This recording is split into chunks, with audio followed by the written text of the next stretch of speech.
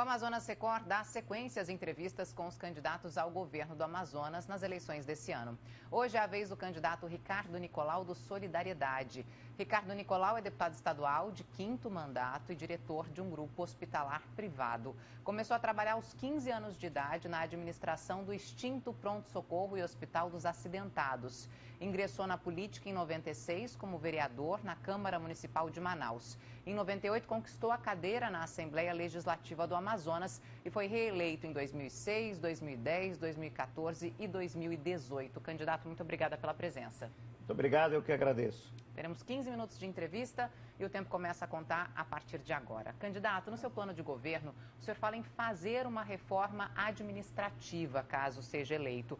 Do que se trata? O que prevê essa reforma? Na verdade, o Amazonas, ele não tem gestão, competência administrativa, planejamento. Essa reforma, ela vai dar mais eficiência ao Estado, dar eficiência e melhorar a qualidade dos serviços públicos. Nós precisamos diminuir custos e fazer com que os recursos cheguem aonde tem que chegar, com as prioridades que são as prioridades mais importantes da população. Então, essa é uma mudança de conceito, uma mudança de gestão. O Amazonas ele é governado ao longo de 40 anos, com o mesmo jeito, a mesma forma de governar, que não tem dado bons resultados. Então, a gente precisa mudar a gestão e, com competência, com eficiência, poder prestar bons serviços públicos. Todos os setores seriam afetados de alguma maneira? Todos os setores. A gente precisa reduzir os custos, né, e fazer com que o Estado possa chegar com os serviços públicos de qualidade, o Estado possa investir para gerar emprego, renda.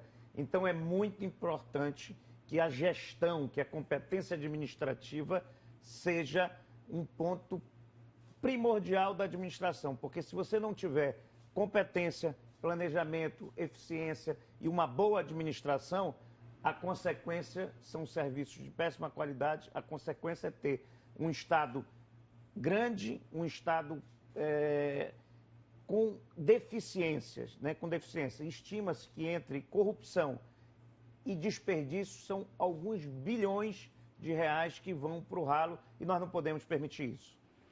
Candidato, o senhor que tem experiência em atendimento à saúde, fez um compromisso no seu plano de governo, que é o seguinte: transformar a saúde pública do Amazonas em uma das melhores do Brasil.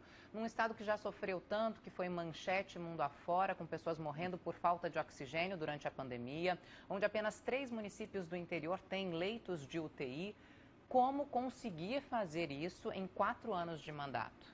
Olha, infelizmente a saúde pública do nosso estado, ela vem passando por vários problemas. A pandemia foi mais uma demonstração de que a saúde do Amazonas não é uma saúde de qualidade. Nós precisamos transformar isso. Para chegar a ter uma melhor saúde, ser uma das melhores do país, nós precisamos combater o déficit de maternidade. Manaus precisa de uma maternidade de no mínimo 300 leitos para alto risco, até para tirar do Hospital Dona Lindu os partos e transformar o Hospital Dona Lindu no Hospital da Mulher. Precisa ampliar a rede de urgência e emergência, né? E a gente precisa resolver o problema do paciente. Quando um paciente vai ao pronto-socorro com uma fratura, o médico estabiliza e manda para o Adriano Jorge e ele fica numa fila quilométrica. Estima-se que mais de 200 mil pessoas estão nas filas para consultas, exames e cirurgias. A gente precisa mudar isso. Mudar como? Com tecnologia. Hoje, uma vesícula que é feita no estado, ela é feita de forma convencional. Leva 3 dias para o paciente ter alta. Se nós mudarmos isso para videolaparoscopia, são 24 horas para ter alta. Para você ter uma ideia, a taxa de permanência do paciente no hospital público é 3 vezes maior do que do hospital privado. Então a gente precisa enfrentar os problemas, colocar para funcionar as policlínicas, né? Colocar aí, nós temos no nosso plano de governo, ter 4 grandes centros de radiodiagnóstico para dar conta tanto da rede básica quanto da parte das policlínicas, fazer com que hoje, olha, o Hospital Secom, há 20 anos tem 135 leitos. Nós precisamos ampliar, porque é uma área que não pode esperar, que é a área de oncologia. Então nós precisamos fazer uma reestruturação muito grande na saúde, na capital e no interior. Em 4 anos dá tempo? Dá, é lógico que dá. Precisa ter coragem, determinação, vontade, competência para fazer.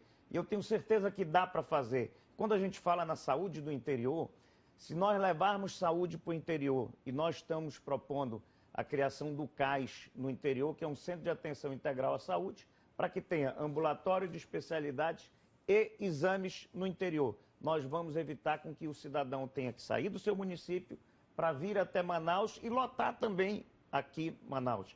Melhorar a complexidade dos hospitais e, quando for necessário vir para Manaus, poder implantar o TFD intermunicipal, que o cidadão vai sair de lá com o procedimento marcado, com a passagem e ajuda de custo. Acho que a saúde não pode esperar, né? Só quem está sentindo a dor é que sabe qual é o grave problema de estar numa fila e que denominam até a fila da morte, porque muitos não conseguem o atendimento. Então, saúde é questão séria, né? Saúde tem que ser tratado com seriedade e isso que nós vamos fazer, poder fazer com que a população tenha do poder público estadual uma saúde de qualidade. Nós já provamos que é possível fazer isso, né? Quando, no momento que as pessoas mais precisavam de saúde, né, o nosso grupo, junto com outros empresários e grandes profissionais da área de saúde, nós montamos um hospital de campanha, que foi o Hospital Gilberto Novaes. Teve aproximadamente 1/3 da taxa de mortalidade dos hospitais comparados com os hospitais estaduais. Né? E ali se mostrou que é possível fazer um hospital público, mas atendendo as pessoas com humanidade, atendendo com respeito, com tecnologia e, acima de tudo, com as boas práticas médicas. Candidato, o senhor começou falando sobre transparência, né? Além de deputado, o senhor também é diretor de um grupo hospitalar particular. Agora, na sua lista de bens, que foi divulgada pelo Tribunal Superior Eleitoral, o senhor declarou apenas R$141 mil. O senhor deixou de declarar algum bem? Não, muito pelo contrário, porque na minha prestação é da minha questão pessoal, pessoa física. Tá? Eu, como pessoa física, eu recebo um salário, né, de deputado estadual, que é um bom salário, mas eu não consegui fazer fortuna e não consegui fazer patrimônio com o salário que eu recebo como servidor público, como deputado estadual. Todo o nosso patrimônio, né, fruto de 40 anos de trabalho, de muito suor, de muito trabalho, que meu pai fundou, o doutor Luiz Fernando, as nossas unidades, todo o nosso patrimônio está no nome das nossas empresas, das empresas que são da nossa família. Porque o Ricardo não precisa ter patrimônio para pegar empréstimo, para fazer financiamento. Tá? Então, tudo isso está dentro das empresas da nossa família. Candidato, o nosso maior empregador segue ameaçado, não é de hoje, mesmo com a decisão que a gente falou hoje aqui do governo federal. O que o senhor pretende fazer para defender os mais de 100 mil empregos diretos gerados pelo Polo Industrial de Manaus? E mais que isso, que novas matrizes econômicas o senhor pretende criar e desenvolver caso seja eleito? Sem dúvida. A Zona Franca, ela é o nosso pilar central da nossa economia. Nós precisamos ter uma Zona Franca forte, respeitada, e nós não podemos abrir mão da Zona Franca e nós não podemos deixar de defender a Zona Franca. Quando houve um ataque frontal do governo federal à Zona Franca de Manaus, o governo do estado, que é o responsável, que tinha legitimidade para entrar com a ação, ele não entrou.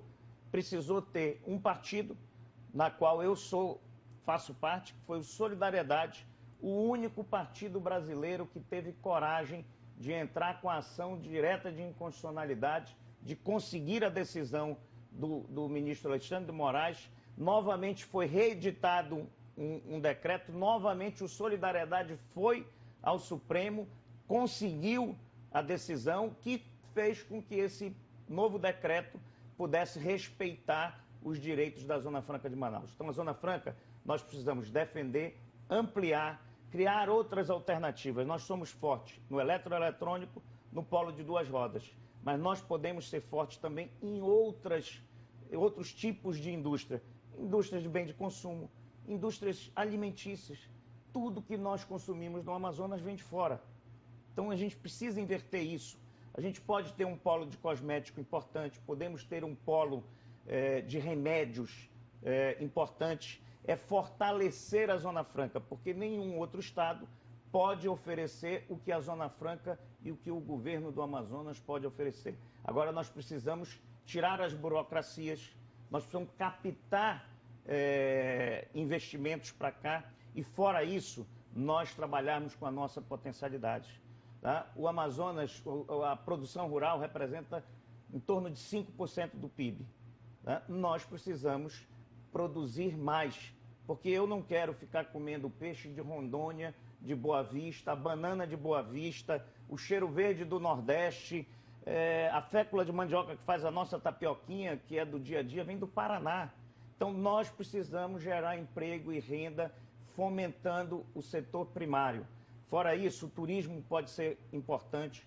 Polo petroquímico, nós temos petróleo e gás que podem ser subprodutos para gerar emprego e renda. Mineração, nós temos um estado de grande potencial econômico que, infelizmente, bate recordes de desemprego e recordes de profissionais autônomos. A informalidade é muito grande. Então, a gente precisa investir. Fazer com que a AFEAM, vendo que hoje você tem muita dificuldade, seja um órgão que vá fomentar os empreendedores.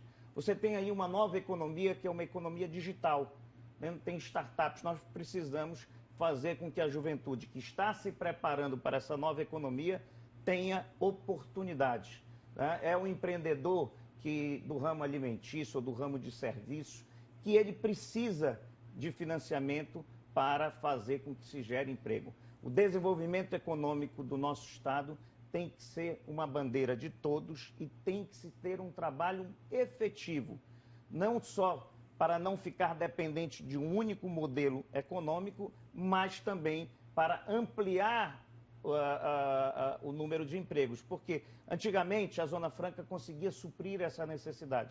Hoje nós estamos num estado gigante, né, de mais de 4 milhões de habitantes e que precisa ter alternativas, tanto para a capital quanto para o interior. Candidato, no seu plano de governo, o senhor fala na implementação do zoneamento ecológico econômico. Quais as vantagens desse zoneamento? Olha, o zoneamento vai dizer claramente qual é a potencialidade de cada região, como nós vamos trabalhar e de que forma nós vamos trabalhar. Infelizmente, o estado do Amazonas é um dos poucos estados brasileiros e o único do norte que não fez planejamento, que não planejou a médio e a longo prazo. Nós não temos um norte de como nós vamos crescer, por onde nós vamos crescer, de que forma nós vamos crescer. Né? E sem planejamento, sem competência administrativa, nós não vamos crescer e vamos estar falando dos mesmos problemas e vamos estar sempre refém de uma única matriz econômica. Então, nós precisamos pegar todas as nossas potencialidades e poder fazer com que isso gere emprego e gere riqueza. Não dá para o Amazonas ser um estado rico, a população está em cima da riqueza, passando fome. Porque o grave problema da fome, né, mais da metade da população do nosso estado está no maior nível de pobreza. Nós somos o segundo estado mais pobre do país. Só ganhamos do Maranhão e perdemos para o Alagoas. Então não dá para você ter riqueza com uma população passando fome. E em relação à fome, nós precisamos enfrentar, porque não tem nada mais desumano do que a fome. Tá? Existe um auxílio permanente, esse auxílio é de R$150, nós queremos passar esse auxílio para R$300, Eu até ia perguntar mas não só... Como fazer isso, já que para o ano que vem se espera até uma queda na arrecadação por causa da redução da alíquota? Tirando o desperdício. Olha, o governo do estado gasta 200 milhões só em propaganda. O sistema penitenciário, para apenas 6 mil presos, consome mais de 500 milhões de reais. Então você tem vários contratos que foram feitos de forma ilegal e de uma forma que não condiz com a realidade da população. Nós precisamos reduzir o custeio. Nós vamos reduzir as despesas para ter dinheiro para investir e para cuidar das pessoas. Quando a gente fala no auxílio, a gente fala que é bom para quem recebe, é bom para a economia, mas o auxílio não pode ser uma transferência de renda pura e simplesmente. Ele tem que ter política de geração de emprego para ser reinserido, acompanhamento familiar. E aí poder combater a fome e trazer dignidade à população. Nós ainda temos alguns segundos. Candidato, o senhor Vamos lá. fala na implementação do Centro de Negociação de Crédito de Carbono. Como é que vai funcionar? Olha, a Floresta em Pé, ela vale muito, só que o Amazonas não recebe nada por isso. Então, nós temos um grande serviço ambiental prestado à humanidade e nós não recebemos nada por isso. Nós precisamos resolver isso, passar a receber, para quê? Para que possa dar condição melhor à nossa população. Não adianta a gente ter uma floresta em pé se a população está passando por muitas necessidades. A gente tem que inverter. Esse serviço precisa ser remunerado. Candidato, muito obrigada pela presença aqui no Amazonas Record. Eu é que agradeço e quero poder pedir a oportunidade de você, agora no dia 2, poder votar no 77 para nós fazermos a verdadeira transformação que o Amazonas precisa. Obrigada, candidato. Amanhã é o último dia da rodada de entrevistas com os candidatos ao governo do estado aqui no Amazonas Record. Vamos receber o candidato Dr. Israel Tuiuca, do PSOL. Eu vou para um rápido intervalo e volto já.